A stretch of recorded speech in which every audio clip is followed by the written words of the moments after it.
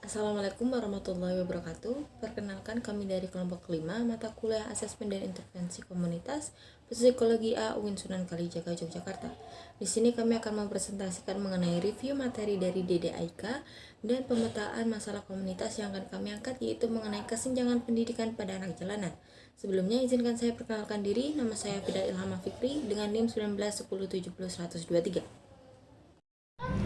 Perkenalkan, nama saya Anissa Lailatul Maufiroh dengan NIM 191070 112. Kemudian perkenalkan, saya Chandra Naiskarani dengan NIM 9.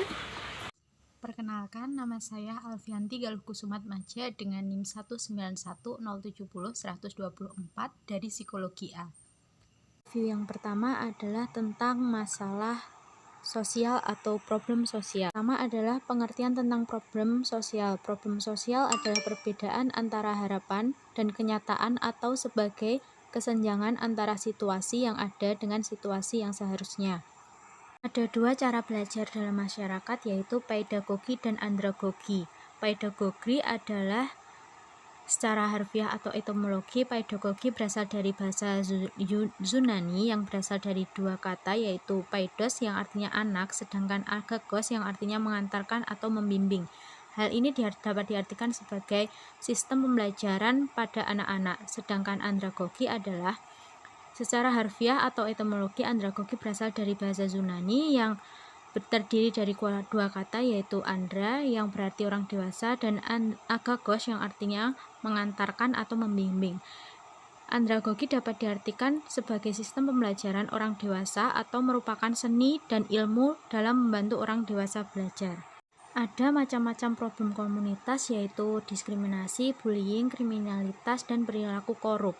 Yang selanjutnya adalah problem individu sebagai kelompok dengan kelompok lain. Yang pertama adalah konflik politik, persaingan antar kelompok, gangster, perebutan kekuasaan, dan kepemimpinan bermasalah. Selanjutnya adalah pengertian konflik. Konflik adalah suatu keadaan di mana terjadi ketidaksepakatan, perbedaan pandangan, benturan kepentingan, maupun pertikaian terbuka baik secara fisik maupun verbal antara dua pihak atau lebih.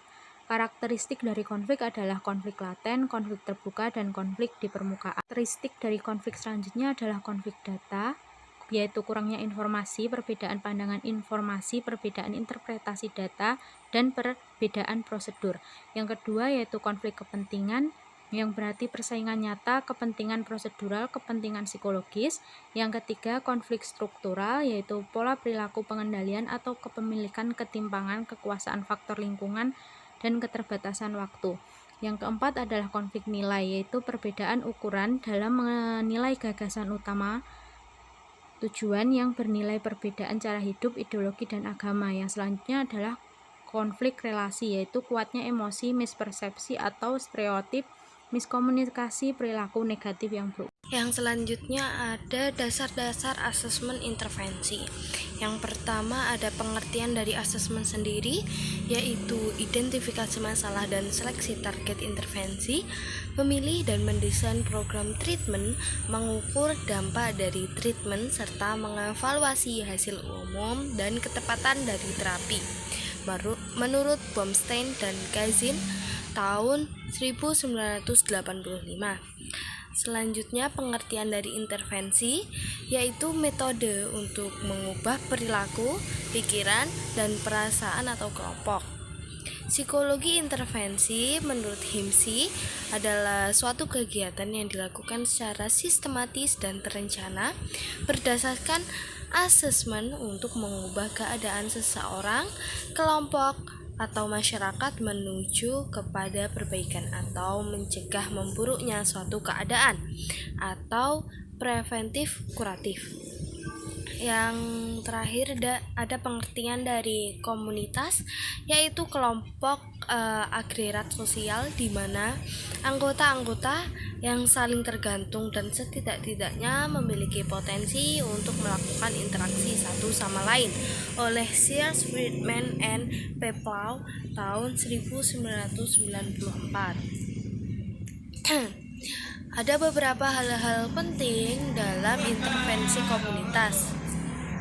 Yang pertama, intervensi dalam komunitas. Yang kedua, intervensi dilakukan dalam populasi terbatas. Yang ketiga, penekanan pada pencegahan. Promosi pelayanan tidak langsung atau berupa konsultasi, pelatihan. Yang kelima, pelaksanaan oleh tenaga ahli dan bersifat kolaboratif. Model intervensi komunitas, yang pertama ada promosi kesehatan, kedua intervensi advokasi, intervensi dukungan sosial, keempat intervensi reorientasi pelayanan kesehatan, dan seperti contoh sampai nomor 9. Selanjutnya ada model intervensi, yaitu berupa konseling kelompok, pelatihan, promosi, bimbingan atau penyuluhan, dan psikoedukasi. Yang terakhir ada strategi intervensi, yaitu dengan bil hikmah. Bil hikmah itu menyampaikan dakwah dengan cara yang arif, bijaksana, melakukan pendekatan sedemikian rupa sehingga pihak objek dakwah, pihak objek yang ingin diintervensi itu tidak merasa dipaksa atau sesuai kemauan sendiri, gitu, tidak merasa tertekan maupun konflik. Selanjutnya ada mauidhah hasanah. Mauidhah hasanah ini sebagai metode untuk mengajak manusia atau objek dengan memberi pelajaran dan nasihat yang baik, yang tujuannya itu dapat membangkitkan semangat untuk mengamalkan apa yang telah diajarkan. Yang ketiga dengan cara mujadalah. Mujadalah ini berarti diskusi dengan menggunakan logika yang rasional dengan argumentasi yang berbeda. Pengajaran ini terdapat juga dalam Al-Quran, Quran Surat An-Nahl ayat 125. Yang kedua ada bilyat. Bilyat ini adalah penonjolannya sedikit bicara namun banyak kerja atau banyak yang mencontohkan. Nah, bilisan sendiri dengan cara memberitahu, sedangkan bil qalbi dengan dari hati ke hati atau sampai menyentuh objek yang diintervensi. Yang ketiga, menurut Ki Hajar, sesuai perkataan dari Ki Hajar Dewantara, yaitu ingat sosung tulodo, yang artinya menjadi seorang pemimpin harus mampu memberi suri tauladan. Maksudnya dalam ngasih intervensi itu memberikan suri tauladan terlebih dahulu. Terus ing madya mangun karso, yang artinya di tengah kesibukannya harus mampu membangkitkan atau menggugah semangat, seperti yang tadi menggugah semangat. Dan yang terakhir ada tuturi handayani. Nah, tuturi handayani ini seorang harus memberikan dorongan moral dan semangat kerja dari belakang. Jadi seorang yang memberi intervensi itu tidak hanya mengintervensi tapi juga memberi dorongan moral dan semangat, gitu. Yang keempat ada kata mutiara dari Sunan Kalijaga, yaitu hang laras ilining banyu ngeli hananging ora keli. Dan maksudnya sendiri adalah dalam mengarungi kehidupan, manusia sebaiknya menjalani hidup seperti air yang mengalir. Manusia mengikuti air mengalir, tetapi manusia tidak boleh larut dan hanyut dalam air tersebut. Untuk yang selanjutnya adalah mengenai instrumen asesmen dalam pemetaan komunitas.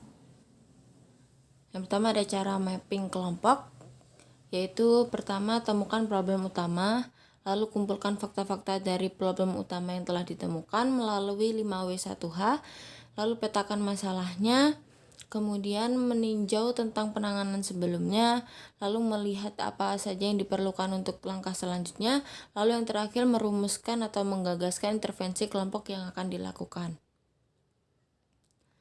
Adapun beberapa teknik dalam asesmen komunitas. Dalam pengumpulan asesmen komunitas yaitu ada yang pertama kuesioner, FGD, wawancara, dan observasi. Kuesioner merupakan suatu teknik pengumpulan informasi di dalam organisasi yang bisa terpengaruh oleh sistem yang diajukan atau oleh data sistem yang sudah ada. Kuesioner dapat digunakan secara tepat apabila mencakup responden atau orang yang merespon atau menjawab pertanyaan memiliki jarak yang saling berjauhan. Lalu yang kedua, melibatkan sejumlah orang di dalam proyek sistem dan berguna jika mengetahui beberapa proporsi suatu kelompok tertentu yang menyetujui atau tidak menyetujui suatu fitur khusus dari sistem yang diajukan. Yang ketiga, melakukan studi guna mengetahui sesuatu dan ingin mencari seluruh pendapat sebelum proyek sistem diberi petunjuk-petunjuk tertentu. Lalu yang keempat, ingin yakin bahwa masalah-masalah dalam sistem yang ada bisa diidentifikasi dan dibicarakan dalam wawancara tindak lanjut. Lalu yang selanjutnya adalah FGD atau Focus Group Discussion, yang memiliki pengertian sebagai diskusi tanya jawab dengan beberapa orang informan yang bertipikal sama atau semisal informan yang sama-sama mengalami masalah yang sama. Adapun beberapa karakteristik dari FGD ialah FGD diikuti oleh para peserta yang idealnya terdiri dari 7-11 orang. Hal ini ditujukan agar setiap individu mendapatkan kesempatan untuk mengeluarkan pendapatnya.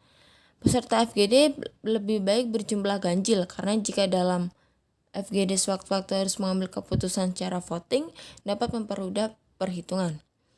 Lalu selanjutnya peserta FGD terdiri dari orang-orang yang memiliki ciri-ciri homogen, alias kesamaan ciri-ciri inti seperti persamaan gender, tingkat pendidikan, atau persamaan status lainnya. FGD memiliki tujuan untuk menggali dan memperoleh beragam informasi tentang masalah atau topik tertentu. Metode FGD biasanya digunakan untuk pertanyaan terbuka yang memungkinkan peserta memberikan jawaban dengan penjelasan-penjelasan yang lebih luas. Topik dalam FGD ditentukan terlebih dahulu oleh fasilitator. Biasanya waktu yang diperlukan untuk FGD berkisar antara 60-90 menit. FGD dilakukan tidak hanya satu kali, biasanya tergantung kebutuhan dilaksanakannya FGD.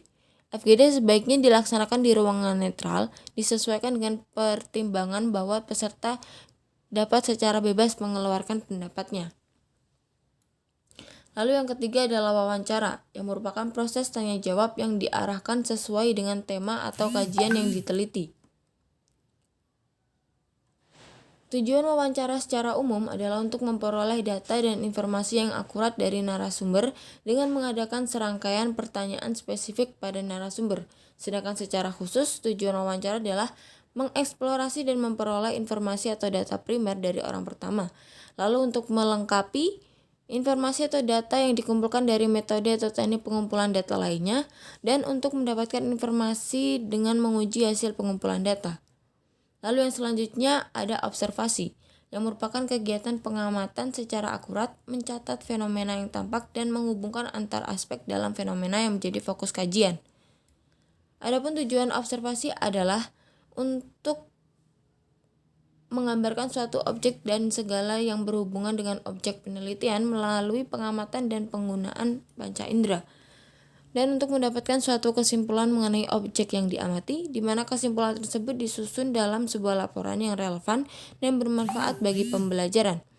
Untuk mendapatkan suatu data atau informasi yang dapat dibagikan kepada pihak lain dalam bentuk karya ilmiah atau non-ilmiah.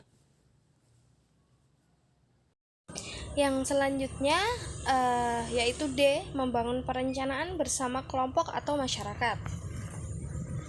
Di sini ada pengertian perencanaan program itu sendiri, yaitu membangun kelompok atau masyarakat yang efektif bukanlah semata-mata karena adanya kesempatan, melainkan hasil dari penentuan pilihan-pilihan kegiatan. Bukan coba-coba, ya, tetapi perencanaan yang matang dan baik. Selanjutnya, hakikat perubahan terencana yaitu adalah suatu proses dinamis yang direncanakan, merupakan proses pelaksanaan ide yang ditawarkan kepada masyarakat atau kelompok sasaran. Pengertian perencanaan operasional yaitu perencanaan operasional seringkali disepadankan dengan arti perencanaan proyek sebagai implementasi dari rencana strategik dan mencakup jangka waktu 1 tahun atau kurang. Ya, lanjutan ada perencanaan operasional yaitu adalah 1 penganggaran, 2 penjadwalan dan manajemen waktu. Yang pertama ada penganggaran. Nah, penganggaran ini adalah proses merencanakan alokasi sumber-sumber untuk melaksanakan suatu kegiatan tertentu yang dinyatakan dalam nilai uang. Nah, tipe-tipe penganggaran sendiri ada 5. Yang pertama ada penganggaran biaya, yang kedua penganggaran pendapatan, yang ketiga penganggaran sumber daya, yang keempat penganggaran kas, yang kelima penganggaran investasi. Selanjutnya ada penjadwalan. Yang pertama itu dalam penjadwalan langkahnya adalah menyusun daftar dari semua kegiatan yang perlu dilakukan, urutan penyelesaian, siapa yang melakukan masing-masing kegiatan, serta jangka waktunya. Selanjutnya ada manajemen waktu. Untuk manajemen waktu ada 2 metode penyusunan jadwal. Yang pertama ada Bagan-Gen, yaitu mengetahui siapa yang dapat diminta untuk menangani suatu tugas yang belum dikerjakan. Nah, Bagan-Gen ini juga memutuskan untuk tidak menambah kegiatan bila ternyata semua petugas ternyata sudah terikat dalam pelaksanaan suatu kegiatan. Selanjutnya jaringan PET. Nah, jaringan PET ini adalah diagram alir mengatur runtut sejumlah kegiatan saling bertautan menghasilkan suatu produk yang besar. Digunakan jika programnya banyak dan satu dengan yang lain saling berkaitan, sehingga harus saling dikoordinasikan. Nah, ada 3 konsep yang terkandung di dalam PET, yaitu kejadian, kegiatan, dan jalur kritis. Memasuki bab selanjutnya yaitu konsep pemetaan komunitas. Pada kesempatan kali ini kami mengangkat topik permasalahan dalam kesenjangan pendidikan, atau lebih detailnya adalah kesenjangan pendidikan pada anak jalanan. Sebelumnya, pendidikan merupakan suatu hal penting yang menjadi hak bagi seluruh lapisan masyarakat, baik dari masyarakat kelas atas maupun masyarakat kelas bawah. Namun dalam realitasnya, banyak lapisan masyarakat, terutama kelas bawah, yang tidak mendapatkan pendidikan dengan sebagaimana mestinya. Dalam kasus yang kami angkat, berasal dari salah satu komunitas yang bergerak dalam hal pemerataan pendidikan, sebut saja sekolah marginal. Hal ini terfokuskan kepada lapisan anak jalanan yang tidak mendapatkan pendidikan dengan layak. Mereka bukan sama sekali tak mendapatkannya, namun pendidikan tak formal yang mereka dapatkan masih sangat kurang untuk dibilang cukup atau sesuai dengan sebagaimana mestinya. Berdasarkan kasus ini pula, kami akan mengangkat intervensi seputar bagaimana membantu mereka untuk bisa mendapatkan atau memperbaiki sistem ajar yang mereka terima dari komunitas pendidikan non formal yang telah mereka jalani atau sekolah marginal tadi. Fakta pertama, adanya ungkapan dari Kepala Badan Kependudukan Keluarga Berencana Nasional atau BKKBN, yaitu Hasto Wardoyo, mengatakan jika kualitas pendidikan di Indonesia belum merata, yang hal ini dibuktikan oleh adanya mayoritas penduduk Indonesia atau sebesar 65%-nya hanya tamatan SMP atau sederajat. Yang kedua adalah menurut Education for All Global Monitoring Report 2011 yang dikeluarkan oleh UNESCO setiap tahun dan berisi hasil pemantauan pendidikan dunia. Dari 127 negara, Education Development Index atau EDI, Indonesia berada pada posisi ke-69. Indonesia kalah dibandingkan negara Malaysia dan Brunei. Fakta yang ketiga adalah lebih dari 1,5 juta anak tiap tahun tidak dapat melanjutkan sekolah. Sementara dari sisi kualitas guru dan komitmen mengajar, terdapat lebih dari 54% guru memiliki standar kualifikasi yang perlu ditingkatkan, dan 13,90% bangunan sekolah dalam kondisi perlu diperbaiki. Fakta yang keempat adalah menurut Komisi Nasional Perlindungan Anak Komnas PA tahun 2007, hampir seluruhnya yakni 75.000 anak jalanan berada di Jakarta. Sisanya tersebar di kota-kota besar. Kebanyakan dari anak jalanan ini kurang diperhatikan dalam sisi pendidikan. Hal ini tidak sesuai dengan pasal 31 ayat 1 Undang-Undang Dasar 1945 yang menyatakan bahwa setiap warga negara berhak mendapat pendidikan. Yang selanjutnya adalah faktor-faktor penyebab dari kesenjangan sosial. Selanjutnya adalah faktor penyebab kesenjangan sosial. Yang pertama adalah kurangnya sarana dan prasarana untuk menunjang proses belajar.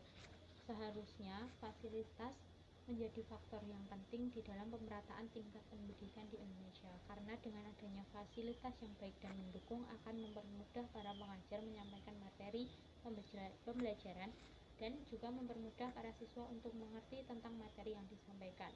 Hal ini tidak sesuai dengan Indonesia. Setiap daerah yang belum tentu memiliki buku pembelajaran dan referensi yang sama. Bahkan masih ada sekolah-sekolah yang buku-bukunya tidak lengkap. Belum lagi ada sekolah-sekolah yang fasilitas lab, komputer, dan kelasnya masih belum memadai. Padahal hal ini juga termasuk dalam penunjang yang paling penting dalam proses pembelajaran. Yang kedua adalah tenaga pendidik yang kurang profesional. Dan yang ketiga adalah kurangnya pemerataan kesempatan pendidikan. Dan yang keempat adalah kurang terjangkaunya biaya pendidikan. Faktor ketiga dan keempat ini memiliki kesinambungan, yaitu hal-hal yang dapat membuat mereka tidak mendapatkan pendidikan adalah dari biaya yang mahal. Dengan biaya yang mahal, banyak anak-anak yang memutuskan untuk tidak sekolah saja karena hal tersebut dapat membebani kedua orang tuanya. Yang kelima adalah kurangnya semangat dari siswa untuk menjalankan proses pembelajaran. Baik, selanjutnya adalah mengenai metode-metode penanganan yang sebelumnya sudah pernah dilakukan dalam permasalahan kesenjangan pendidikan di anak jalanan. Yang pertama adalah kampanye dan sosialisasi. Kegiatan kampanye dan sosialisasi ini dilakukan oleh Dinas Sosial untuk mengkampanyekan melalui pertunjukan, orasi, dan pemasangan spanduk dan baliho untuk tidak memberikan uang pada anak jalanan sesuai dengan keberadaan Peraturan Daerah Nomor 2 Tahun 2008. Sosialisasi dapat dilakukan dengan media maupun tulisan dan secara langsung melalui ceramah, interaksi secara langsung kepada masyarakat atau anak jalanan. Menurut Undang-Undang Nomor 35 Tahun 2014 tentang Perlindungan Anak dan pembaharuan dari Undang-Undang Nomor 23 Tahun 2002 menyebutkan bahwa setiap anak berhak memperoleh pendidikan dan pengajaran dalam rangka pengembangan pribadinya dan tingkat kecerdasan sesuai dengan minat, termasuk anak jalanan. Dalam hal ini, dijelaskan berarti anak jalanan tetap memiliki hak untuk mendapatkan pendidikan. Namun, karena faktor ekonomi, sehingga anak jalanan terkadang lebih memilih untuk hidup bebas di jalanan dan terkadang tidak mau untuk direhabilitasi untuk mendapatkan pendidikan yang layak. Maka dari itu, salah satu cara metode untuk menangani hal ini agar anak jalanan mau diberikan pendidikan secara layak adalah dengan mensosialisasikan kepada masyarakat untuk tidak terbiasa memberikan uang kepada anak jalanan, sehingga anak jalanan bisa dialihkan untuk mendapatkan pendidikan yang lebih bermanfaat. Lalu yang kedua adalah pendampingan psikologis. Pendampingan ini terdiri dari proses asesmen dan intervensi psikologi berbasis komunitas. Adapun asesmen yang dilakukan adalah mengumpulkan informasi mengenai anak jalanan termasuk keluarganya atau significant others lainnya yang merupakan lembaga atau pihak terkait yang memberikan rujukan. Data awal yang dikumpulkan diantaranya keluarga, lingkungan, pendidikan, pekerjaan, kategori lamanya menjadi anak jalanan.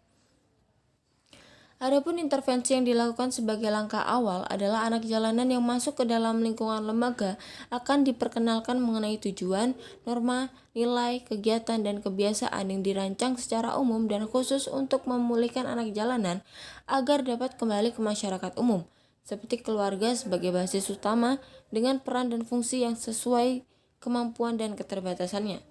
Tahap intervensi ini terdiri dari 4 program, yaitu konseling keluarga, yang merupakan program positive parenting skill di mana pihak keluarga anak jalanan diberikan pemahaman mengenai pola asah, asih, dan asuh.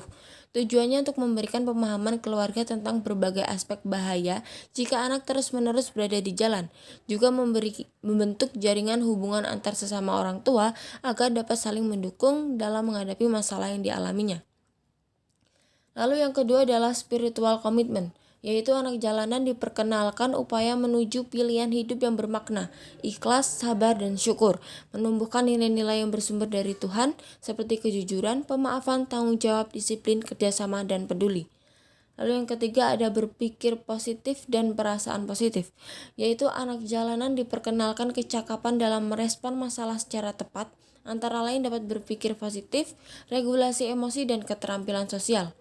Lalu yang keempat yaitu adalah anak jalanan atau anak pang diperkenalkan cara mengenali bakat dan minat, kemudian mempraktekkannya melalui latihan kerja.